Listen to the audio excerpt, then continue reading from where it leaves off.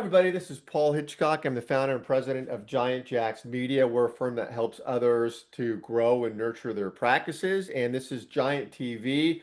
It's a channel where I have interesting people coming on board, entrepreneurs, owners, doing amazing things. And Michael Beck is certainly one of them. Welcome, Michael. Thank you, Paul, and happy to be here and looking forward to our chat. Absolutely, yes. And you're an executive coach and strategist, which really doesn't define exactly what you do. And Yeah. so I want to get into this and explain for me in the audience here, what are you focused on? What exactly are you doing? Well, of course, having been an executive coach for over 20 years and worked with clients around the country and in other countries from all kinds of industries, a pattern emerges after a while. And so I tend to help develop newly promoted leaders Uh, because clearly the skill set that got them there is and the skill set that's needed to be successful in the new role are different. oh, yeah. And then the other thing is I'm good at helping senior executives enhance their impact within the organization. Okay, so a couple questions there. First of all, is that any industry, or are you focused on a particular target market? I mean, it's a good question, but at the end of the day, good leadership is good leadership, right? Yeah, well And said. so it's sort of industry independent. I've worked with companies, tech, healthcare, defense, manufacturing, professional services. It's really anything. All over. And so when someone gets in a new position, give me an example, going from what, VP, assistant VP to Now VP let's or let's what? make it simpler. Let's say they've been the head of a team, and now they're in a senior director role. Okay. Okay. What happens is they move. Let me keep it even simpler. In that kind of management role, Yeah. they're about overseeing the work, sometimes even pitching in, but making sure the work gets done. When they get promoted, it's not about overseeing the work as much as strategizing, anticipating problems, developing people. So it's very, very different. And I know a lot of my clients have a difficult time kind of letting go of that need to churn out work all the Uh, time. mm-hmm. And over the years, I've asked this of clients. I've said, so if that manager oversees work and kind of does some of the work, then what then is the job of a leader then? Yeah. And many of them can't answer that question, believe it or Yeah. not. Yeah. No, I believe it. Yeah. And the answer, of course, is like we talked about, coming up with strategy, helping to overcome obstacles, developing people, and that which leads to the next very interesting question. And that is, how much of that occurs at your desk? As Right? opposed to getting out there and being amongst the people. Or sitting and thinking, wherever it is, coffee shop even, Oh, doesn't yeah. matter. Yeah. And of course, it's self-evident, right? It's almost Right. none of it needs to happen at a computer at a desk. Yeah. So they have to get over this concept that in order to be productive, you need to be at your desk. That's not true as a leader. No. No. Yeah. And sometimes probably a lot of times it works against you if that's what you're only doing. Yeah, Yeah. because of all the distractions, emails, phone coming in, this and that and the other. Oh, yeah. So, Michael, when you're going in with someone like that case you gave, and that's very interesting, I mean, why are they coming to you in the first place? Do they know that they have an issue going on they need help with, or are you coming to that resolution with them? You know? It's a variety. Sometimes they know they have an issue. Sometimes the issue is they're wrestling with what's called imposter syndrome, Yeah, yeah, that they're there, but they don't feel like they're really that person. that's a big one. And I help them get through that and realize, no, they're smart, they're good, they're effective, and help get them going in the right direction. The other thing, frankly, stems from an observation I've made over the years. which is in all these years, I've never met an executive who thought they were a poor leader. And so often I'm brought in by someone else to help that leader. Ah, It's okay. not them themselves. Okay. Okay. I can see that.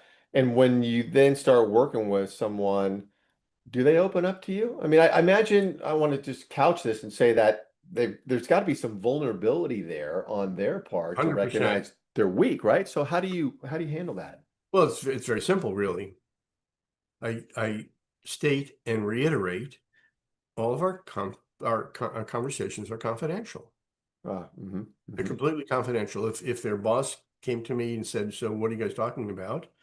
I would tell them to talk to the client, not Yeah, me. yeah, right, right. And Yeah, so because they understand that everything is confidential and that I'm there on their side to help them get better instead of pounding on them, um, they do open up.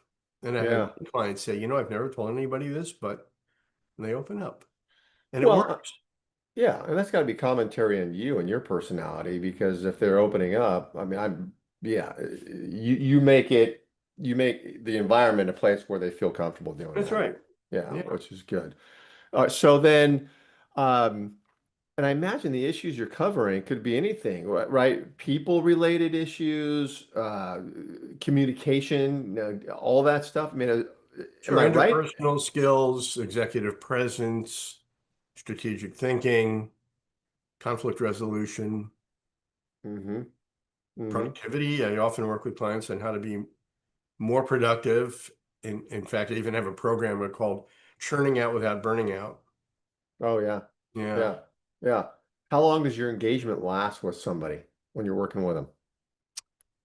Obviously, it varies and kind of goes from 6 months up to about 4 years or so. Okay. And strangely enough, the higher they are in the organization, the longer the engagement tends to be. Yeah. How is it They don't different? have a sounding board is the problem. And so I have a strange background and they like my perspectives. And so they have somebody confidential to talk to whose thoughts they respect.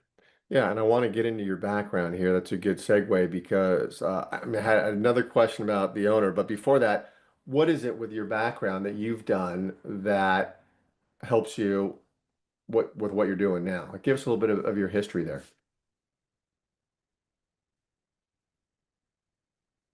So there are two sides to that question. One is what about my background has given me the insights that Yeah. help leaders. The other is what about my background is interesting to clients. And so I've had many different careers, and I'm happy to touch on them all in a moment. But at the end of the day, I got so tired of working for poor leaders that I decided to make a difference. And I got into leadership development and executive coaching and work. My passion is making a difference, helping the leaders who help their people, who help their families, and the whole thing expands and cascades. And so um, my experience with poor leaders helped me appreciate what good leadership is and give me the passion to help others. Mm, hmm. Yeah. As far as the strange background, Yeah, yeah. What's the strange background? I have a strange background. I'm dying to hear it. All right, here it goes. So I have several degrees. I have a master's in structural engineering, an MBA in finance from the Wharton School. Of course, I refer to myself as a recovering analytical now because I used to work with numbers. Now I work with people. Anyway, worked in corporate. I did a little bit of engineering work, then worked in corporate finance, then partnered with a guy in restaurant development. Oh, wow. We did restaurant development for about 10 years. We had our own chain of restaurants. We did franchise development for another chain. What type of restaurants? These were the franchises were family steakhouses. We did this Oh, out in Maryland and Delaware. uh-huh. And Our organization, we had about 200 employees, and so Nice. did that for about 10 years. And after that partnership ran its course, I ended up with a unique opportunity. And I went overseas to be a business advisor to a member of the royal family in Saudi Arabia. Really? I lived in Riyadh for 3 years doing business development. Wow. Yeah, Wow. Wow. Fascinating. worked for the king's son-in-law. Wow. And then after that, came back to the States. I was VP of finance of a construction firm. Did a short stint as executive director of a large 500 person law firm, and I was COO of a small company. And that's when I like, okay, I've had enough of working for poor leaders.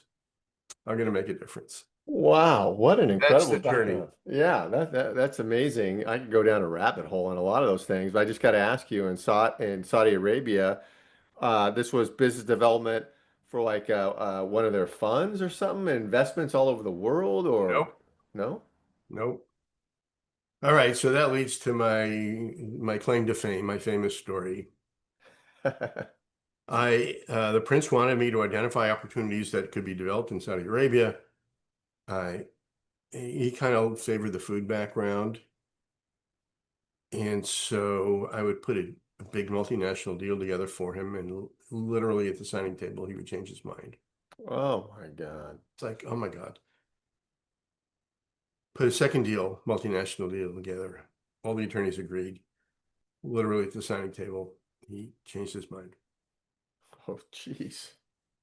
And so one day he calls me into his office and says, Michael, I would like to sell this product. And not any brand, I want this particular brand. And 30, 35 years ago, I wasn't familiar with the brand. So he flew me to the States. I checked it out. It was a great quality product, and I agreed to put the deal together. And that became my claim to fame. I opened up the first overseas outlet of the Cheesecake Factory. Are you kidding me? Nope. Oh man, God, that hits home. I got the four kids, and that was a staple location for us for many years. Exactly. Yeah. In fact, I think it was last year I went to their website and looked at locations, and there are several in Saudi Arabia now. Oh, that is unbelievable. Yeah, I live in Marin County, just north of San Francisco. There's one Uh-huh. here in the mall here. Yeah, it's still going strong. Wow, that's interesting. Is a Cheesecake Factory, that's a franchise, is it not? Um, no. All right. Back then it was private. Okay. They were all Okay. privately owned, and then between then and now, they became a public company. But I don't believe they're franchises. I think they're all. Okay, all right. Wow, that is a great story. Well, I mean, now that I know your background, I can see absolutely why people are attracted to you to come in and help them with their roles. Amazing. I mean, you have such a wealth of knowledge to tap into. Really incredible. The question I wanted to ask you is, what is there a difference between, the manager and then you're now working with the owner, the CEO? Probably a dumb question. Of course, there's a difference, but what is that difference? I don't understand your question. Okay, so well, you're working with middle manager, right? They just got Yep. a promotion, so you're working Right, with right. them on their issues, but Yes. then you're now working with the CEO of a company. Yeah. So they're different. Different? Generally, we'll call it the middle upper level clients.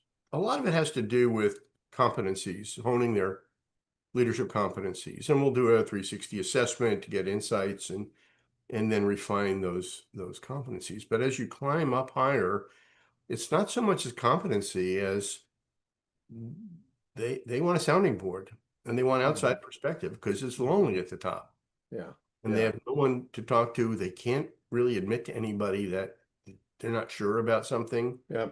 They Everyone has an agenda or a stake in the game, right? They either Hmm. want things to stay the same or they want things to change. And so having somebody like me allows them to get outside unbiased feedback because I don't care either way. Yeah. So we have honest and open conversations and they like it. That's why we end up working longer than with a mid-level leader. because the higher they go, the more critical the decisions are, and the more they need outside unbiased thoughts. Do you have a template that you follow when you're working with somebody, or is it just No, tailored for each person? yeah, it's tailored. Yeah, yeah, yeah. Well, I want to tell people listening to this that Michael's information will be around this interview wherever you're watching it, and we stream it on LinkedIn, YouTube, it goes out on Facebook and others.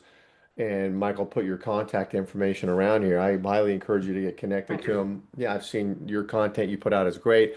So if somebody wanted to learn more about what you're doing, do you have an exploratory call that you would do with someone?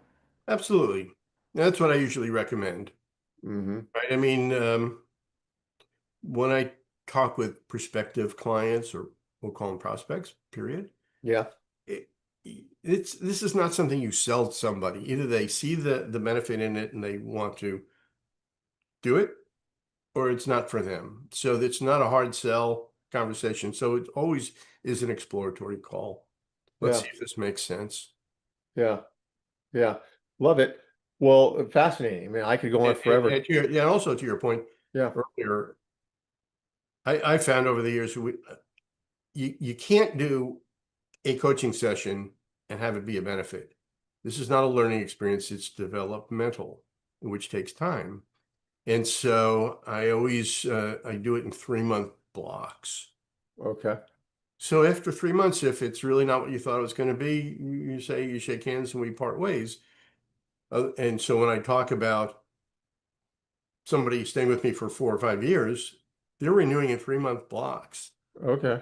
And so they're making that decision every single time that it's worth it. Yeah, I can see that. Yeah, no, that's great. Well, fantastic. I appreciate you doing this. I know you and I will keep connected on these things. But thank you for coming on. Yes, thanks for having me. I enjoyed our conversation. Thank you. Yeah, okay, we'll talk soon.